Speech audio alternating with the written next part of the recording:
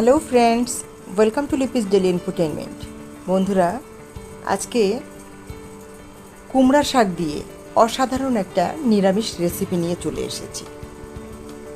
তার আগে চলো বন্ধুরা, আমি আমার ক্ষেত থেকে কুমড়ো শাকগুলো তুলে নিয়ে আসি। আমি আর কর্তাবাবু গিয়েছিলাম, দুজনে শাকগুলো তুলে আনছি। দুজনে মিলেই ছিঁড়লাম এবং দেখে শুনে ভালো দেখে দুটো ডগা নিয়ে চলে এলাম নিজের ঘরে। এবার ডগাগুলো সুন্দর করে কেটে নেওয়ার পালা। ডগাগুলো কাটা হয়ে গেছে, খুব ভালো করে ধোয়াও হয়ে গেছে। এবার ফ্রাই প্যানে রান্না করার পালা। তেল দিয়ে দিচ্ছি দুটো তেজপাতা, জিরার ফোড়ন, আর সাথে দিচ্ছি রাঁধুনির ফোড়ন। কিছুক্ষণ নেড়ে চেড়ে দিয়ে দেব মাঝারি সাইজের একটা আলু, একটু মোটা মোটা করে কেটে রেখেছিলাম কুচি করে। সেগুলো দিয়ে আরও একটু কিছু সময় ধরে নেড়ে নেব। এবার সামান্য লবণ দিয়ে দিচ্ছি। বন্ধুরা, হলুদটা আমি পরে দেব। দিয়ে দিচ্ছি 1 কোয়া রসুন কুচি। রসুন খেতে না চাইলে স্কিপ করতে পারো, আমার শাকে রসুন দিলে খুব ভালোই লাগে খেতে। খুব ভালো করে নেড়ে নেব। ও হলুদের কথা বলছিলাম, হলুদটা কিন্তু আগে দিলে তেল শুষে নিয়ে যায়, যার কারণে আমি হলুদটা একটু পরে দিই। এবার দিয়ে দিয়েছি মাঝারি সাইজের একটা পেঁয়াজ কুচি। বেশ কিছুক্ষণ সময় ধরে নেড়ে চেড়ে কষিয়ে নেব। একটু ভাজা ভাজা ভাব হয়ে আসছে। এখন আমি এই পর্যায়ে দিয়ে দিচ্ছি সামান্য জিরা বাটা আর সামান্য আদা বাটা। বন্ধুরা, আবারও ভালো করে নেড়ে চেড়ে কিছু সময় নিয়ে কষিয়ে নেব মশলাটা, যাতে কাঁচা গন্ধটা না থাকে। এবার ছোট একটা বেগুন কেটে রেখেছিলাম, এভাবে বেগুনগুলো দিয়ে আবারও কিছুক্ষণ ধরে নেড়ে চেড়ে কষিয়ে নেব।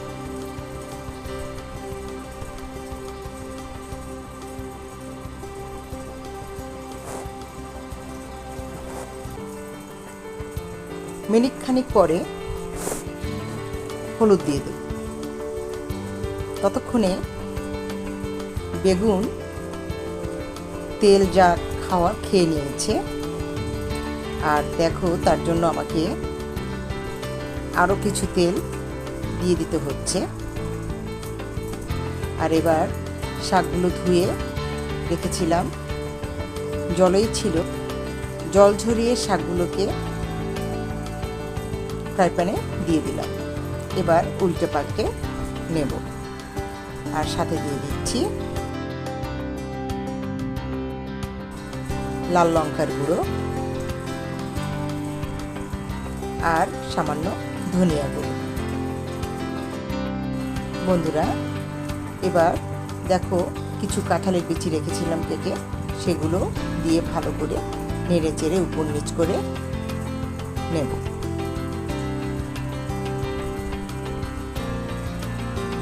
দিয়ে দিলাম দুটো কাঁচা লঙ্কা ভেঙে। আবারও কিছুক্ষণ নেড়ে চেড়ে ঢাকনা দিয়ে কয়েক মিনিটের জন্য রান্না করে নেব, আলুটা কাঁঠালের বিচিটা গলে যাওয়া পর্যন্ত। দেখো বন্ধুরা, কতটা শাক দিয়েছিলাম, কতটা সবজি ছিল, অনেকটাই গলে গিয়েছে ভাপে। এবার সামান্য জল দিয়ে দেব। খুব বেশি জল দেওয়া লাগবে না, অলরেডি গলে গেছে। বন্ধুরা, আজকের ভিডিও যদি ভালো লাগে অবশ্যই একটা লাইক, কমেন্ট আর শেয়ার করতে কিন্তু ভুলো না। আর যে সকল বন্ধুরা এখন পর্যন্ত আমার চ্যানেলটি দেখছো আর সাবস্ক্রাইবই করোনি, তাদেরকে রিকোয়েস্ট করছি অবশ্যই সাবস্ক্রাইব করে বেল বাটনটা প্রেস করে দিন। কথা বলার মাঝে দেখো বন্ধুরা, আমি কিন্তু লবণ দিয়েছি। প্রথম দিকে আমি লবণ দিইনি।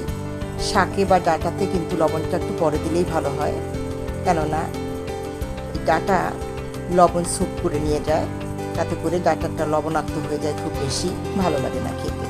সেই কারণে একটু পরে দেওয়াই ভালো। বন্ধুরা, আজকের ভিডিওটা কিন্তু এই পর্যন্তই ছিল। আমার রান্না শেষ, সার্ভ করে নিয়েছি। তোমরা অবশ্যই রান্না করে খেয়ে দেখো, অসাধারণ স্বাদ পাবে নিশ্চয়ই। আজকে এই পর্যন্তই। পরবর্তী পর্যায়ে আবার নতুন কোনো ভিডিও নিয়ে ঠিক সময় মতো তোমাদের কাছে চলে আসবো। সে পর্যন্ত ভালো থেকো সবাই। টাটা।